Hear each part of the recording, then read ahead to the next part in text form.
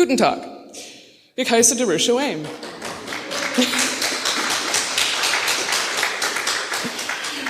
You're applauding too soon because that's all the German I know.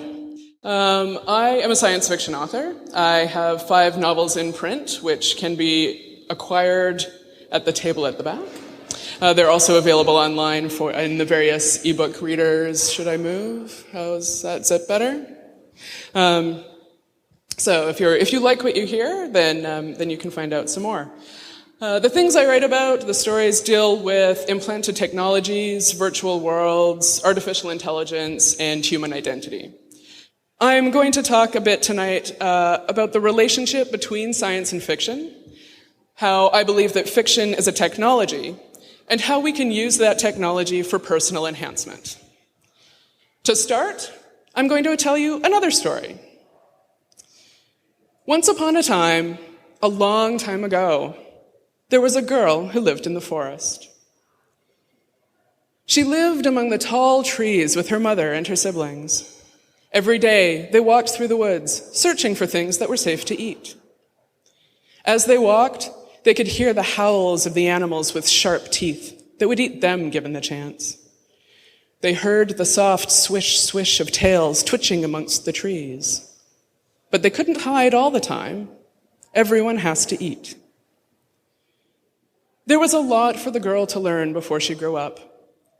Her mother had to teach her which plants had the berries which were good to eat and which ones would make them sick.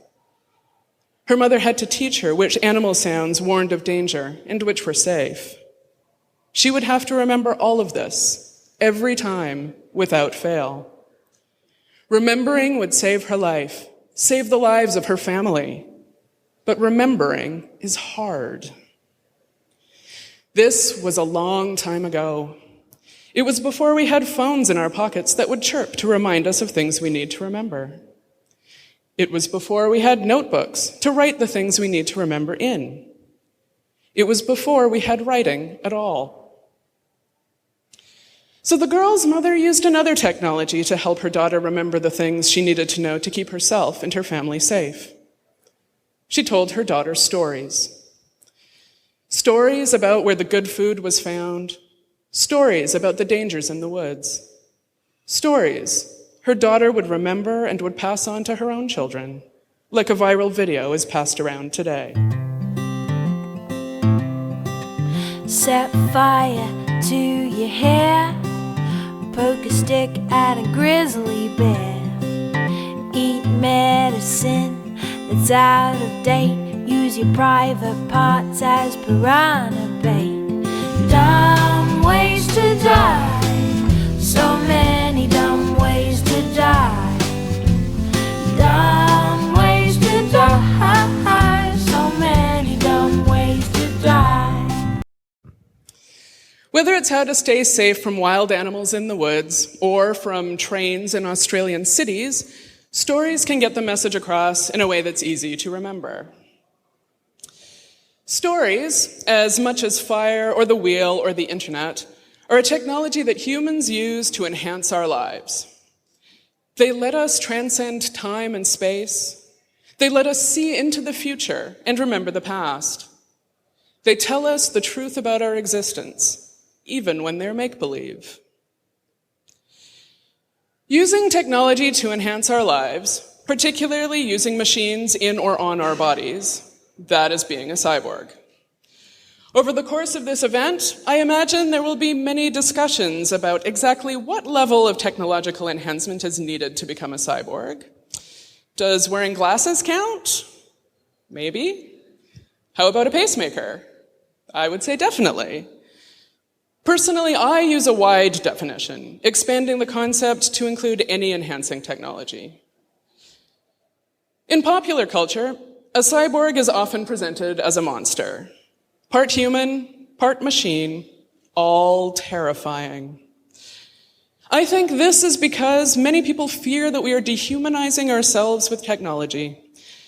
They think that when we add artificial parts to ourselves, we lose our natural humanity. But they forget that how we use technology is a human choice. And they forget that using technology is part of what makes us human. To me, we are all cyborgs. Humans are inherently technological creatures. That we use tools to enhance our lives is literally part of what makes us human. Using tools is one of the things that separated our early ancestors from the other animals of the period. All human societies, from the beginning of our history to now, use technology in some way. We change our environments, and we change ourselves with technology. Here's an example for the modern world. Like many people, I wear a fitness tracker. I'm not an athlete, but I do have occasional insomnia. I used to lie awake, worrying about how I wasn't sleeping. That worry kept me awake. It would become a vicious cycle. Since I started tracking my sleep, I learned that even though sometimes I have bad nights, overall, I get enough sleep.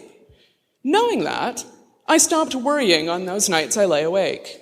And not worrying made me fall asleep faster. This gizmo on my wrist has made me sleep better by telling me the true story of my insomnia. Having that knowledge changed the way my body works. From modern personal technology, which shapes our lives, to the simple levers and pulleys which shape our world, humans and tools have always been connected. Here's an example from the distant past. Early humans changed their lives forever by learning to control fire. With fire, their activities were no longer limited to the daylight. They were able to cook new foods, which meant that there were more places that they could live. They developed the ability to manipulate the world around them by developing tools and technologies that required heat. Learning to control fire made a more profound shift in human life than possibly any technology has since. Whether as external objects like a campfire, wearable enhancements like glasses or implants like a pacemaker, tools and technology have always been an intimate part of our lives. Our command of technology and our intimate relationship with our tools are our great strength. They are also our most potentially destructive attributes. But what does all this have to do with fiction? Stories create the future. Fiction is a tool for change. That prehistoric mother I spoke about earlier was not only teaching her daughter the history of their people. She was creating the future in which her daughter would live by giving her the knowledge to act in a certain way. The story she told, its narrative, created a blueprint for what can happen in the future. Nothing new has ever been invented without someone imagining it first. Stories are always at the beginning of change. Of course, not all stories paint a picture of a desirable world or even a possible one, but they too are creating reality. By helping us to imagine a world we would not want to live in, we can avoid those outcomes and instead create the future we prefer. By imagining a fantasy world that can't exist, we come face to face with our limitations and possibly can begin to find solutions to those weaknesses. Fiction is the lie through which we tell the truth. A nice turn of phrase, but what does that really mean? To me, it's much like the way I once described poetry, making words describe the indescribable. All art is about illuminating something that can't be explained simply. Good fiction not only tells a story, a sequence of events, but it makes you feel something. To me, that emotional resonance is what is compelling about fiction, and indeed, about all art. Here's an example. In The Matrix, the sequence of events that explains the setting is, frankly, kind of dumb. Humans would make terrible batteries, and the energy required to keep them alive would surely exceed their output. But that's not the point. It's not that people are literally batteries. This image is a metaphor. What's compelling about this part of The Matrix is that visual image of a stack of human bodies being used for their base chemical material illustrates what it feels like to live in a society that doesn't value our unique abilities. It feels plausible, even if it isn't, because it mirrors what many of us experience in our jobs, our families, our communities. And that's why this story resonates for so many people, even now, over 15 years after it was first told. Fiction moves us. In English, that phrase has two meanings. It means that stories make us feel deeply, in possibly new and surprising ways. It also can mean that stories transport us to far away, long ago, or imagined lands. Stories are time travel machines. Indeed, all writing is a window to the past. That's its purpose. From the oral tradition of storytelling I referenced at the beginning of this talk, through to the proto-writing of ancient cultures, to writing as we use it today, all these forms of communication serve to transmit history and knowledge from one generation to the subsequent ones. Many formal aspects of modern storytelling originated from the oral tradition as techniques to make it easier to accurately remember and faithfully recreate information over and over again. Narrative tools like repetition, alliteration, and a sense of causal flow make it easier for spoken information to be passed on intact. The invention of writing made the immortality of information even easier to achieve. But the time travel machine called fiction is not a one-way vehicle to the past. Stories let us imagine a multitude of possible and sometimes impossible futures. This is the unique job of science fiction, to create simulations of worlds we might inhabit one day, populated with avatars we call characters, who spend their synthetic lives modeling what those futures could create. And we, humans alive here and now, can enter those worlds and live alongside those characters, sharing their experiences and struggles. Then, when our adventure is complete, come back to this world, changed by those events we've vicariously experienced. But fiction isn't just a journey through time. It is also, as Carl Sagan put it, a spaceship of the imagination. It is a space travel device as much as a time travel one. Stories can show us places to which we can't travel ourselves, whether through a deficit of time, money, or reality. Stories have taken me to the deep south of America, the nightclubs of London, a small town in Colombia, and worlds and habitats in the distant future. In this world, I've been lucky enough to spend several years sailing the Pacific. My partner and I sailed from the west coast of Canada to New Zealand, with many stops along the way. We spent a week anchored in San Francisco Bay, the home of modern consumer technology. That's the Golden Gate Bridge there, and that's our boat. We also spent a month on the north coast of Viti Levu in Fiji, where we visited a village where we were the first white people the children had seen, and they thought we were joking with them when we talked about growing up with snow. Travel has taught me that this planet and its people have amazing variations. But travel has also taught me that we humans are so much more alike than we are different. We may look different, speak differently, have different forms and styles of augmentation, but underneath all that, we have the same needs, the same heart. And it's the push and pull between those similarities and differences that makes fiction compelling. If everyone we encountered in stories were just like us, they wouldn't be interesting. But if the characters and situations are entirely alien, then there's nothing to relate to, no mirror to hold up and see ourselves reflected. That mirror is one of the most crucial aspects of fiction as a personal enhancement technology. Today, many authors and readers are calling for increasing diverse representation in fiction. Seeing ourselves reflected in the characters we see on screen or read in books is one of the ways that we find our place in the world and recognize the value of our unique characteristics. Seeing many different kinds of people, different ethnicities, different bodies, different desires, reflected in fiction not only paints a more accurate vision of the world, but also allows us to explore all the options we have. Stories help us feel less alone, and stories populated with people like us not only make us feel less alone, they make us feel more real. None of us is cut from a mold. None of us matches perfectly with the generic storybook hero. So we need more different heroes.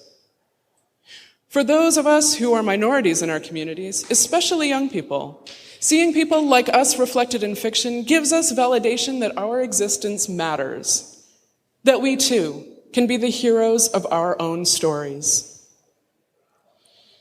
As comics writer Kelly Sue DeConnick says, if I've written a story that has made someone feel connected to their humanity, feel that they're less alone in their experience of this world, then I have been a success. Like all technologies, storytelling and narrative aren't inherently positive. They are a tool. And all tools can be used for all kinds of purposes. Neuroscience shows that human minds respond differently to narratives than to other forms of information. Art stimulates our brains more than the mundane. Our brains want to tell and hear stories. We want there to be a story, even when there isn't one. Partly, I think that is because we are so good at pattern matching. Quickly making connections between different pieces of information has kept us alive, so we like to see patterns everywhere. We want there to be cause and effect, a narrative to events, even if there isn't one. We want there to be a reason why things happen. Our desire to find patterns means that we feel that events should have identifiable causes, that existence should be predictable. Randomness feels wrong. So we see patterns where there aren't any, create stories for ourselves that illustrate those patterns, and then believe those stories are true. This is called the narrative fallacy, and it can create a situation where we think we understand something, but we really don't. Here's an example. I wake up one morning and put on a blue shirt. It rains that day. The next day, I wear a red shirt. It's sunny. A few weeks go by and I decide to wear that blue shirt again, and it rains. If I didn't understand how weather works, it would be tempting to believe that blue shirts make it rain. For much of human history, this was how we explained our world. Superstition, cargo cultism, the illusion of understanding. Fictions that feel real can lead to all of these situations, and we need to be vigilant not to fall for the tricks our minds can play. Just like those inflammatory clickbait headlines you see all over the internet, we need to remember that if a story seems too good to be true, too interesting to be true, too exciting to be true, it might very well not be true. But just because a story isn't true, that doesn't mean it's not valuable. Knowing the difference between fiction and reality is necessary, even if it's not necessarily as easy as it sounds. But stories we know aren't real, novels, films, comics, theater, they let us explore and discover aspects of life that we can't access. Stories let us vicariously live other lives from the safety of our own imaginations. Stories show us our potential as individuals, as a society, and as creators. Speculative fiction, fiction which actively engages in imagining a different reality, is one of many human tools of exploration and discovery. Author Tansy Rayner Roberts wrote, "One of the most interesting things about science fiction and fantasy is the way that the genres can offer different perspectives on matters to do with the body, the mind, medical technology, and the way we live our lives. Stories allow us to imagine places and things that are beyond our current knowledge, to explore those possibilities in thought experiments that are limited only by our imaginations. This brings to mind another tool of exploration and discovery: science. Most people think of science and, to a lesser extent, engineering as pure, rational pursuits. quite the opposite of the high drama and emotional resonance of fiction. But they use some of the same tools and often operate in conversation with each other. Physicist Michio Kaku once said, "You cannot create new science unless you realize where the old science leaves off and new science begins. And science fiction forces us to confront this." Whether there is a place for narrative within the discipline of science is a controversial subject. But there is no doubt that as non-experts, most people learn about science and technology through stories. News articles, science magazines, and popular science books all use narrative techniques to explain and describe scientific theories and findings. In fact, the tales of scientific discoveries and technological feats have been the basis of popular stories. Of course, one of the problems of explaining science with narrative is that for some people, these stories seem too much like fictions to be believed. But scientists and engineers are human, and humans are generally attuned to respond to the arc of a story. Even the scientific method of testing a hypothesis has its base in the narrative form. A hypothesis is a specific kind of story that a scientist tells. She asks, what if the world worked like this? She imagines what would happen if it did, and plots ways to test her idea. Then the experiments and their results fill in the final act of that story, which is, of course, only one story in a never-ending series. Imagination is one of the most important tools for a scientist. Without the story of what could be, there can be no theories, no experiments, no discoveries, no inventions. From Albert Einstein, imagination is more important than knowledge, for knowledge is limited, whereas imagination embraces the entire world, stimulating progress, giving birth to evolution. It is, strictly speaking, a real factor in scientific research. The practical application of science is technology. And if you want to find out how a society feels about its technology, read its science fiction, from author Cory Doctorow. As a science fiction writer who has invented near-future technologies for my books, I often get comments from readers when one of my so-called predictions comes true. In my 2007 book, Beautiful Red, I wrote about several technologies which didn't exist at the time. Spherical cameras that can be thrown into a room and take panoramic photos. Functional, portable keyboards that are just laser projections on the desk in front of you. Onboard internet with a heads-up display of maps and other useful information. All of these things exist now. The part of my mind that acts as a futurist is, of course, pleased when this happens. I wrote my near-future stories to be logically plausible extensions of the time when I wrote them, and most of the technology I imagined was based in real-world applications that existed at the time. Getting it right was a nice ego boost to my inner inventor, since I mainly created devices I would have tried to build if I were an engineer of materials rather than words. But the predictive nature of science fiction doesn't really work that way. When I got it right, it was because I was good at imagining what the current state of the art might become, not because I was a fortune teller. Other times, science fiction gets it right for other reasons. That early flip phones looked a lot like Star Trek communicators wasn't a result of Gene Roddenberry and company being uncanny predictors of future technology. It was a result of cell phone engineers growing up watching Star Trek. Fiction creates a consumer desire for new gadgets. Stories are often the first places we encounter new technologies, and the novelty of those tools becomes compelling enough that we want to see them made real. Engineering and design fulfills the fantasy desire. I could just watch that forever. But even mundane objects are born from stories of a kind. Nothing gets built for the first time without a story behind it. Blueprints, design documents, artists' conceptions, user requirements. Until the product is actually built, these prototypes are all fictions. Fiction influences reality just as much as reality influences fiction. And engineering and product design are especially connected with the visual element of science fiction. The particular focus of science and technology can be shaped by fiction as well.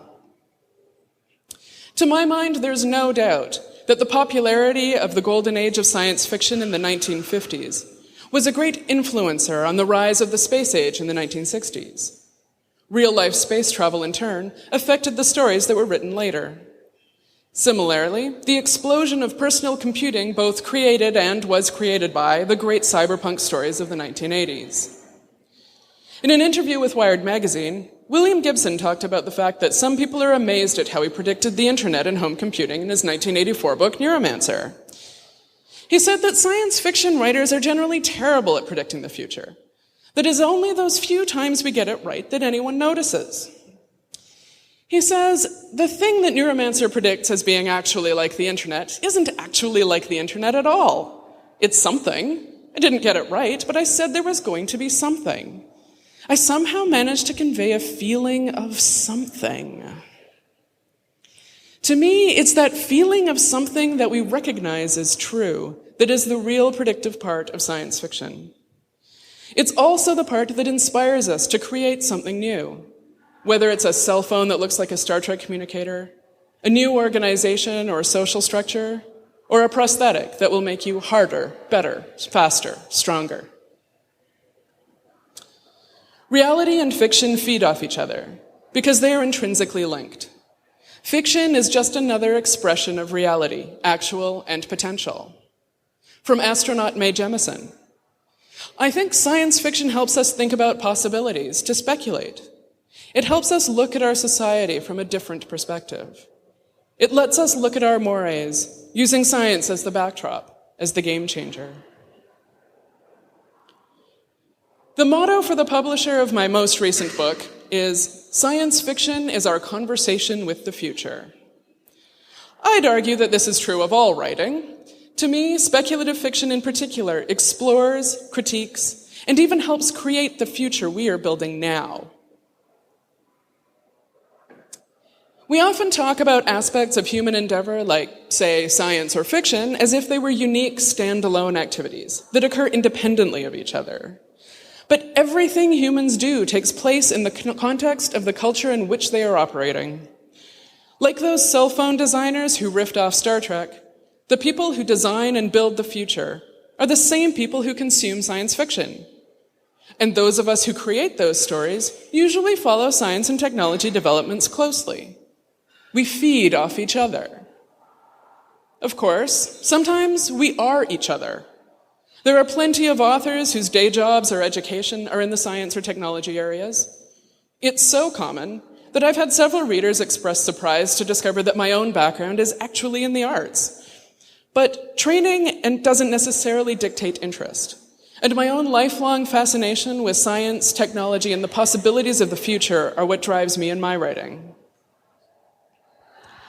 The role of fiction within a culture isn't only to describe the past or imagine the future. One of the tools fiction performs is that it gives us a common language to talk about potential. Fiction can become shorthand terminology for concepts that are new or not yet realized. When we make some contraption out of the parts from other things, we say it's a Frankenstein's monster. When we fantasize about being able to travel anywhere instantly, we say we wish we had a teleporter. After over 30 hours on an airplane, I really, really wish we had a teleporter. When we talk about contemporary urban surveillance and ubiquitous recording in public spaces, we often use the term Orwellian. Most of us know what that means, even if we haven't read 1984. As an aside, if you haven't read 1984, I highly recommend it. It was one of those books that made me question everything I believed about myself, which is another tool that fiction can perform. Fiction creates a shared language, where the terms are loaded with all the context contained within the story. It is a tool to condense information. By referencing a story that we're all familiar with, we can convey complex ideas in a short time. A phrase, Big Brother, stands in for the story, which stands in for the idea. Cognitive psychology and neuroscience both indicate that for most of us, Our sense of self is tied to the narrative we tell ourselves. I write my own life story in my mind as I live my life. I mean that literally. Science has shown that memories are more like fiction than they are like documentaries. Our memories are rewritten every time we recall an event, and a memory of something we heard about feels the same as a memory of something we experienced. Memory researcher Elizabeth Loftus explains it like this. When we remember something, we're taking bits and pieces of experience, sometimes from different times and places, and bringing it all together to construct what might feel like a recollection, but is actually a construction. Our lives, as we remember them, are, in many ways, stories. They are the novelization of actual events. While it is somewhat disturbing to think that our memories might not be accurate, it is also a great opportunity. For in telling ourselves a better story about who we are, we can become the people we want to be. Creative visualization and guided imagery have been used in therapy and sports training for years. Imagining yourself succeeding has proved to help people perform better in many fields. Stories create the future, and the particular story of our lives creates our personal future, the people we will become. For those of us living in this particular point in history, our close relationship with modern technology helps us be explicit in the creation of our personal biographies. When we record the moments of our lives, whether they are mundane or extreme, we are illustrating our biographies. We are creating external memories, memories which are perhaps more reliable than our fallible ones. Perhaps this is why humans have always recorded our lives, in cave paintings, diaries, photos, videos. Everywhere we go, we want to show that we were there. This is the best photo of them all. Take a moment to bask in this space selfie. Stories are like mental databases. They allow us to save ideas for easy retrieval. These ideas can be facts, concepts, blueprints, extrapolations. They can be the synthesis of projections about a possible future, one we would like to see, or one we would like to avoid.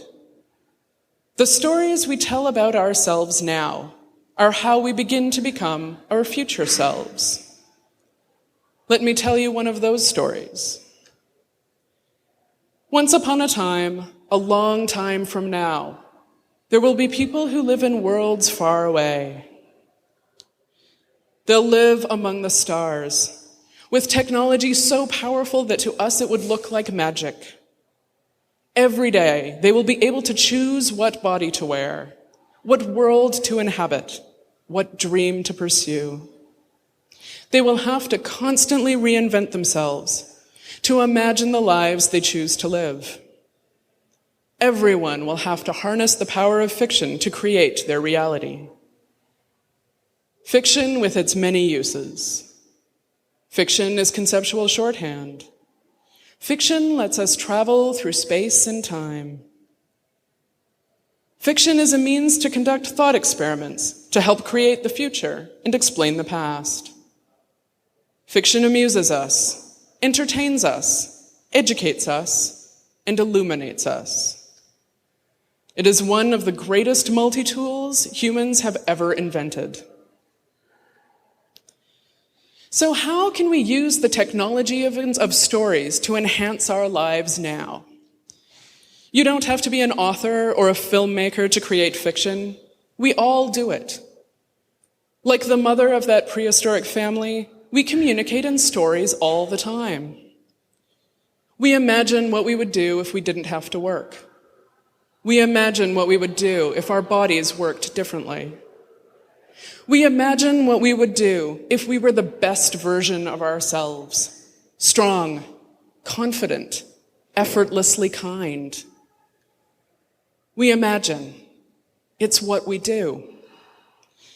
So I'd invite you, as you explore the ideas on display here, to think about what future you would create for yourself and your community. Tell yourself the story of what you'd like your life to be. Maybe it will be science fiction. Maybe it will be fantasy. But even if the world you would most love to live in can never exist, in telling yourself the story, you'll learn what you want from this world. And knowing what you want is the first step to making it happen. From Ursula K. Le Guin, all of us have to learn how to invent our lives, make them up, imagine them. We need to be taught these skills. We need guides to show us how. If we don't, our lives get made up for us by other people. Thank you.